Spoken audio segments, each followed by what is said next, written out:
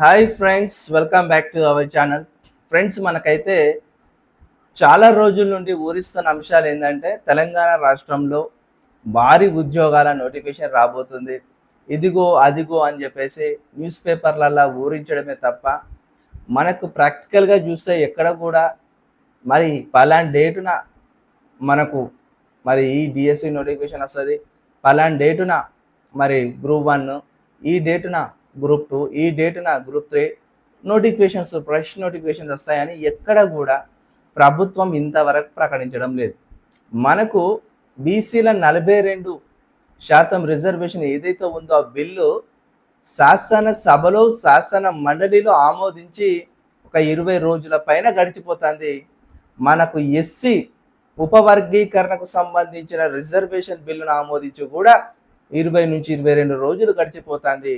మరి ఈ బిల్లులు ఏ దశలో ఉన్నాయి? ఢిల్లీకి పంపినాం, కేంద్రం ఆమోదానికి పంపినాం. మరి కేంద్ర ఆమోదానికి పంపినా లేకపోతే ఇక్కడ మన గవర్నర్ గారి దగ్గరనే ఉందా? మరి అవి ఏ దశలో కార్యరూపం దాల్చినాయి? వాటికి స్పెషల్ జీవోలు ఇచ్చినలా ఇవ్వలేదా? ఇప్పుడు గ్రూప్ 1, గ్రూప్ 2, గ్రూప్ 3 సంబంధించిన రిజల్ట్ వచ్చినాయి. ఆ రిజల్ట్స్ మరి 1:2 ఎప్పుడు పిలుస్తారు అనే దాని మీద దేనిపైన క్లారిటీ లేని పరిస్థితి కనిపిస్తుంది. నిరుద్యోగులేమో చాలామంది ఇప్పటికే ప్రిపరేషన్ స్టార్ట్ చేసిన వాళ్ళు చాలామంది ఉన్నారు. మొన్న గ్రూప్ 1 మిస్ అయిన వాళ్ళు మళ్ళీ పుస్తకాలు పట్టుకొని మళ్ళీ చదువుతున్నారు. కొంతమంది ఏమో నిరాశ నిస్పృహలో ఉన్నారు. అంటే గ్రూప్ 1 రాలేదు, గ్రూప్ 2 రాలేదు, గ్రూప్ 3 రాలేదు, ఇవి చదివి వేస్ట్, ఎంత చదివినా కూడా ఇక్కడ మనం సక్సెస్ సాధించలేకపోతున్నామని కొంతమంది పర్టిక్యులర్గా వాళ్ళు ఆలోచించే వాళ్ళు వేరే మార్గాన్ని ఎంచుకుంటున్నారు. ఇంకో కొంతమంది వాళ్ళకి వచ్చిన మార్కులు కౌంట్ చేసుకొని జస్ట్ ఒక 50 మార్కులు, 30 మార్కులు దూరాన, విజయానికి దూరాన ఉన్నాం గ్రూప్ 2, గ్రూప్ 3, గ్రూప్ 1. సో మళ్ళొకసారి ప్రయత్నం చేద్దాం అనుకున్న వాళ్ళు కూడా ఉన్నారు. అయితే వీటన్నిటిని పక్కన పెడితే మనకు ఫ్రెష్ నోటిఫికేషన్ ఎప్పుడు వస్తుంది? ఫ్రెష్ నోటిఫికేషన్కి అడ్డంకుగా ఉన్న విషయాలు ఏంటి? అసలు ప్రభుత్వము ఈ యొక్క ఉద్యోగ క్యాలెండర్ పైన, ఉద్యోగ నోటిఫికేషన్ల పైన ఎందుకు ఇంత నిద్ర వ్యవస్థలో ఉంది ప్రభుత్వం అన్నది విషయాలపై నేను మాట్లాడబోతున్నా. వీడియోలో చూస్తున్న ప్రతి ఒక్కరు ముందుగా మీరు లైక్ చేయండి, ఈ వీడియోని లైక్ చేయండి, 10 మందికి షేర్ చేయండి, సబ్స్క్రైబ్ చేసుకొని చూడండి. ఎందుకంటే మనకు తెలంగాణ రాష్ట్రంలో నిరుద్యోగుల పక్షాన నిరుద్యోగులకు ఉద్యోగాలు, ప్రభుత్వ ఉద్యోగాలు కల్పించాలి. ప్రభుత్వం నోటిఫికేషన్స్ ఇవ్వాలి. 2 లక్షల ఉద్యోగాలు ఇస్తానన్న ఈ ప్రభుత్వం ఆ మాట మీద నిలబడాలి, ఉద్యోగాలు ఇవ్వాలి. ఎందుకంటే నిరుద్యోగుల ఓటు ద్వారానే మా ప్రభుత్వం ఏర్పడిందని రేవంత్ రెడ్డి అన్న కొన్ని వందల వేల సభలలో మాట్లాడిండు. ఆ రేవంత్ రెడ్డి అన్ననే గత బీఆర్ఎస్ ప్రభుత్వం ఇచ్చిన మరి 55,000 ఉద్యోగాలు రిక్రూట్మెంట్ చేసి మా ప్రభుత్వమే 55,000 ఉద్యోగాలు ఇచ్చిందని చెప్పక తిరుగుతాడు. మరి నిజమేనా కాదా అన్నది ప్రజలకు తెలుసు, నిరుద్యోగుల అభ్యర్థులకు తెలుసు. ఈ 16-17 నెలల కాలంలో కాంగ్రెస్ పార్టీ ఏర్పడిన తర్వాత ఇంతవరకు ఎంత డైరెక్ట్ నోటిఫికేషన్ ఇచ్చింది కాంగ్రెస్ ప్రభుత్వం అనేది మనం లెక్కలేసుకుంటే ఇంతవరకు ఎక్కడ కూడా ఒక డైరెక్ట్ నోటిఫికేషన్ అనేది మనకు భారీ మొత్తంలో కనిపించదు. మన గ్రూప్ 1 కనిపించదు, గ్రూప్ 2 కనిపించదు, గ్రూప్ 3 కనిపించదు, డిఎస్సి కనిపించదు. ఏ నోటిఫికేషన్ తీసుకున్నా కనిపించదు. కానీ వారు ఒక్క మాట మాట్లాడతారు, బీసీలకు 42% రిజర్వేషన్ బిల్లును మేము కేంద్రానికి పంపినామని చెప్పేసి ఆ కేంద్రానికి పంపే విషయాన్ని ఇక్కడికి వెళ్ళి ఒక బీసీ క్యాబినెట్ మినిస్టర్స్ ఒక 4 ఢిల్లీకి పంపించి ఆ ఢిల్లీలోని జంతర్ మంతర్ దగ్గర వీళ్ళు ఒక నిరసన కార్యక్రమాన్ని చేపట్టినట్టు, ఆ నిరసన కార్యక్రమం చేపడితే అక్కడి ప్రభుత్వం స్పందించినట్టు, వారి దృష్టికి మేము నిరసన చూపిస్తున్నాం, నిరసన తెలియజేస్తున్నాం, బీసీల పట్ల, బీసీల జనాభా పట్ల మాకు చిత్రశుద్ధి ఉంది, వాళ్ళకు ఉద్యోగాలలో అండ్ విద్యలో అండ్ రాజకీయాలలో వాళ్ళకు 42% మరి రిజర్వేషన్ కల్పించాలని కృత నిశ్చయంతో మేము ఉన్నామని ఈ రేవంత్ రెడ్డి అన్న ప్రభుత్వం చెప్పే ప్రయత్నం చేస్తుంది. మరి రేవంత్ రెడ్డి చెప్పే ప్రయత్నం చేస్తే మరి మనకు నరేంద్ర మోడీ గారు ఇంతవరకు రేవంత్ రెడ్డి ఆలోచన స్వీకరించాలి. రేవంత్ రెడ్డి యొక్క ప్రభుత్వము మరి బీజేపీ ప్రభుత్వము మరి వేరు విధానాలు కలిగి ఉంటుంది. కాబట్టి మరి ఎంతవరకు సక్సెస్ అవుతుంది అనేది మీ అందరికీ తెలుసు. కాబట్టి నేను మళ్ళీ చెప్తున్నా, 42% రిజర్వేషన్ అనేది ఒక రాజకీయమైన ఎత్తుగడ. అంతే తప్ప బీసీలను ఉద్ధరించడానికి, బీసీల బ్రతుకులు బాగుపరచడానికి, బీసీలకు ఎక్కువగా ఉద్యోగాలలో వాళ్ళ వాటాను కల్పించడానికి వీళ్ళు చేసే ప్రయత్నం కాదనేది గుర్తుపెట్టుకోండి. ఇక్కడ బీసీలకు 42% రిజర్వేషన్ లెక్క తేలినంత వరకు ఏడికెళ్ళి వస్తాయి నోటిఫికేషన్స్ అని చాలా మంది అడుగుతున్నారు. 100% వాళ్ళ ఆలోచన రైటే. కానీ ఈ బీసీల లెక్క తేలినంత వరకు ఒకవేళ నోటిఫికేషన్స్ ఇస్తే బీసీలకు వెళ్ళి ఎక్కువగా తిరుగుబాటు కనిపిస్తుంది. బీసీలకు వెళ్ళి ఎక్కువగా నిరసన కార్యక్రమాలు కనిపిస్తాయి. బీసీలకు ప్రభుత్వం యాంటీ అయిపోతుంది. బీసీల దృష్టిలో ప్రభుత్వం ఫెయిల్ అయిపోతుంది. కాబట్టి ఇక్కడ మనకు ఎస్సీ రిజర్వేషన్ కల్పించడం సుప్రీంకోర్టు గైడ్ లైన్స్ ఏది ఇచ్చిందో దాని ప్రకారము మరి ఎస్సీల ఉపకులాల వాళ్ళకి రిజర్వేషన్ అంశాన్ని కల్పించడం. మరి బీసీల పరిస్థితి ఏంది? బీసీల పరిస్థితి ఏంది? మొన్న చూడండి, గ్రూప్ 1 రిజల్ట్స్లా బీసీలు చాలా నష్టపోయినారు. గ్రూప్ 2 రిజల్ట్స్లా బీసీలు నష్టపోయినారు. గ్రూప్ 3ల బీసీలు నష్టపోయినారు. అందులో బీసీబీ కేటగిరీ వాళ్ళు ఎక్కువగా నష్టపోతూ ఉంటారు. ప్రతి నోటిఫికేషన్లో వాళ్ళు నష్టపోతూ ఉంటారు. ఇక్కడ ఎస్సీలకు కూడా 18% రిజర్వేషన్ పెంచాలా, అక్కడ ఎస్టీలకు కూడా 15% మేము అన్నారు, వాళ్ళకు కూడా పెంచాలి, అక్కడ ముస్లింలకు పెంచాలి. ఇవన్నీ పెంచుకుంటూ పోవడానికి ప్రభుత్వానికి ఆలోచన లేదు. ప్రభుత్వానికి ఏమున్నా సన్న బియ్యం ఇచ్చినాం, సన్నగున్నాయి, మనకు ఖమ్మం జిల్లా వేయడం, సారపాకల ఒక వ్యక్తి ఇంట్లో కూర్చున్నాం, ఆ సన్న బియ్యం ఉడికిచ్చినాం, పప్పు కూరతో తిన్నాం. ఇవే ఒక ఎంటర్టైన్మెంట్కి సంబంధించిన ఒక పబ్లిసిటీ చేసుకుంటారు తప్ప, ఈ రాజకీయాలకు సంబంధించిన పబ్లిసిటీ చేసుకుంటారు తప్ప ఎక్కడ నిరుద్యోగులను బాగుపరిచే ఆలోచన లేదు. ఇప్పుడు రాజీవ్ యువ వికాసం అని పెట్టిండు. దాంట్లో మనకు ఎస్సీ ఎస్టీ బీసీ అండ్ మైనారిటీలకు సంబంధించిన పథకం అని పెట్టిండు.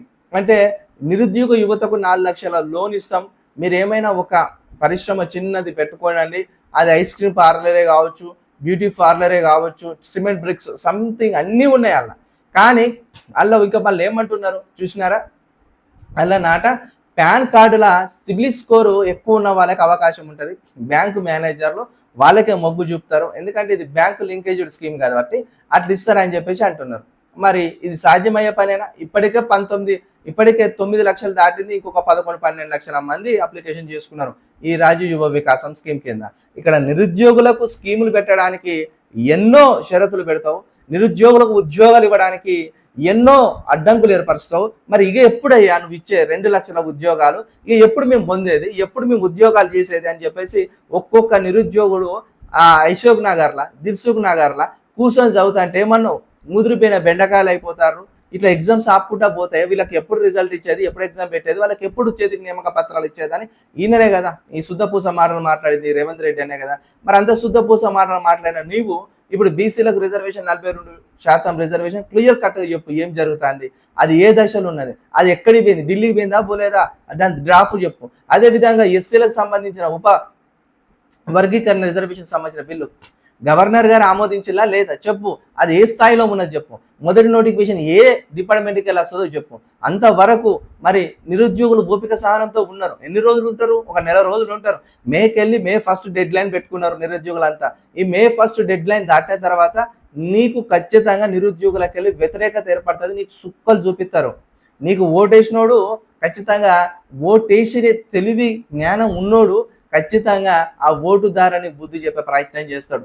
మళ్ళీ నేను చెప్తున్నా, రేవంత్ రెడ్డి అన్న ఇంకొక 3 సంవత్సరాలు ఉన్నది అనుకుంటాను నీ లైఫ్. ఆ 3 సంవత్సరాలు ముచ్చట దిరక ముందే నువ్వు మాజీ సీఎం అయ్యే ప్రమాదం కనిపిస్తాను.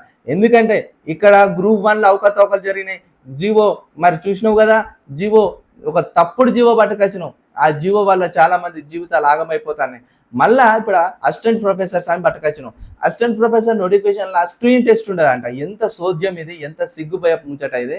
మరి స్క్రీన్ టెస్ట్ పెట్టకపోయి ఉంటే ఒక్కొక్కటి నెట్ సెట్ మరి ఇవన్నీ క్వాలిఫై అయిపోయి వాళ్ళందరూ ప్రైవేట్ కాలేజీలలోనో లేకపోతే క్వాలిఫికేషన్ పెట్టుకొని ఇతర జాబులలో చేస్తూ ఉండేటోళ్ళకి మరి వాళ్ళకి అవకాశాలు ఎట్లు ఇస్తావు? నువ్వేమంటున్నావు? విద్యాబోధన అనుభవం అంటున్నావు. అంటే యూనివర్సిటీలలో ఆల్రెడీ మనకు ఈ అసిస్టెంట్ ప్రొఫెసర్స్ క్యాడర్కి సంబంధించి మరి వాళ్ళు కాంట్రాక్ట్ బేస్లో చేసేటోళ్ళు, పార్ట్ టైం స్కేల్ చేసేటోళ్ళు, అవుట్సోర్సింగ్ కింద చేసేటోళ్ళు వీళ్ళందరూ ఉంటారు. వివిధ యూనివర్సిటీలలో ఇలే ఉంటారు ఎక్కువ. వీళ్ళందరినీ మళ్ళీ తీసుకునే ప్రయత్నం చేస్తాను తప్ప కొత్త వాళ్ళకి అవకాశం కల్పించారు. మనకున్న ఈ 12 యూనివర్సిటీలలో మొత్తం ఏ యూనివర్సిటీ ఆ యూనివర్సిటీ రిక్రూట్మెంట్ చేద్దాం అనుకుంటాను. ఏ యూనివర్సిటీ ఆ యూనివర్సిటీ రిక్రూట్మెంట్ చేసినప్పుడు ఎంత ప్రమాదం జరుగుతుంది తెలుసా? ఉదాహరణకు కాకతీయ యూనివర్సిటీ తీసుకో, ఉదాహరణకు మన ఉస్మానియా తీసుకో, ఉదాహరణకు పాలంపూర్ తీసుకో.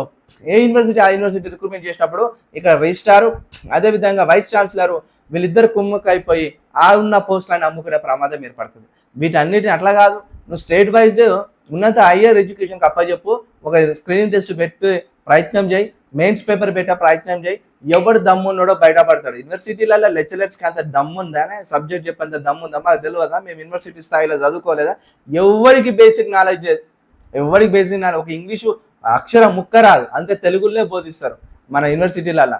అది ఆర్ట్స్ యూనివర్సిటీ, ఆర్ట్స్ సంబంధించిన వాటిలలో నేను చెప్తున్నా, గ్రూప్లలో మొత్తం తెలుగులే, ఎవరికి లేదు.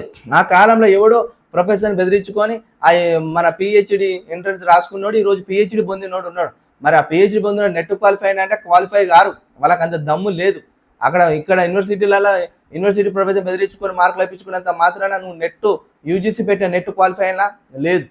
ఇలాంటి లోపాలు కూడా కనిపిస్తా ఉన్నాయి. మళ్ళీ నేను చెప్తున్నా, ఒక అభ్యర్థికి పాపం ఎంత దారుణం అయిపోయిందంటే, ఆ పిల్లగాడు మహబూబ్ నగర్ జిల్లా పిల్లగాడు, ఆయనకు ఆల్రెడీ మన హాస్టల్ వెల్ఫేర్లో ఉద్యోగం వచ్చే పరిస్థితి కనిపించింది.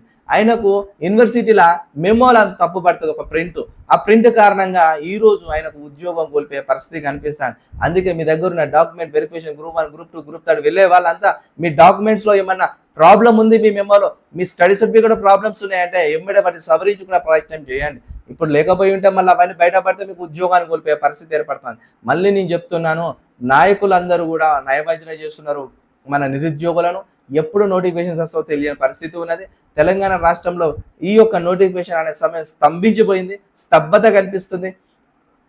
కాబట్టి మళ్ళీ నేను చెప్తున్నా మిత్రులారా, చదివేటోళ్ళు చదువుతున్నారు. పీసీ నోటిఫికేషన్ ఎప్పుడు వస్తుందో తెలియని పరిస్థితి, ఎస్ఐ ఎప్పుడు వస్తుందో తెలియని పరిస్థితి, గ్రూప్ 1, గ్రూప్ 2, గ్రూప్ 3 ఎప్పుడు వస్తుందో తెలియని పరిస్థితి, డిఎస్సి ఎప్పుడు వస్తుందో తెలియని పరిస్థితి. అయినా కానీ డిఎస్సి ప్రిపేర్ అయ్యేటోళ్ళు డిఎస్సి అవుతూనే ఉన్నారు. ఎందుకు? ఆశాభావంతో.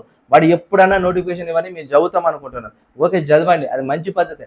కానీ ప్రభుత్వం చేస్తున్న తప్పు పనులు కూడా మీరు లోపాలు ఎత్తి చూపాలి. నిరసన కార్యక్రమాలు ఏదైనా జరుగుతుంది, దాని వంతు మీరు సపోర్ట్ చేయండి. అదే విధంగా గ్రూప్ 1, గ్రూప్ 2, గ్రూప్ 3 కూడా చాలా మంది మన గ్రూప్ 4 కొట్టిన వాళ్ళే గ్రూప్ 2 ప్రిపేర్ అవుతూ ఉన్నారు. వాళ్ళందరూ కూడా ఆల్రెడీ ఉద్యోగం చేస్తూ కూడా ప్రిపేర్ అవుతున్నారు. ఇంకా కొంతమంది గ్రూప్ 2 డైరెక్ట్ రాసిన నిరుద్యోగులు ఉంటారు, ఏ ఉద్యోగం పొందిన వాళ్ళు నిరాశ నిస్పృహాల నైరాశ్యంలో ఉన్నారు. ఆయన మీరు బాధపడకండి, ఇది ఒక్క అవకాశం ఉంది. ఇక తర్వాత ఈ రేవంత్ రెడ్డి అంటే ఆయన ఉద్యోగాలు వేయడు, ఈ కాంగ్రెస్ ప్రభుత్వం ఉద్యోగాల తర్వాత వేయది, ఇప్పుడు వేస్తామని అంటారు కానీ అది ఎప్పుడు వేస్తామన్నది ఒక టైం చెప్పట్లేదు, ఏ మంత్లో ఉద్యోగాలు వస్తాయనే చెప్పట్లేదు. అది ఒక్కటే మనకు కోపం వచ్చే ప్రయత్నం వాళ్ళు చూపిస్తున్నారు. ఏదేమైనా తొందర ఉద్యోగాలు ఇవ్వండి, తొందర ఈ మే నెలలో ఇవ్వండి.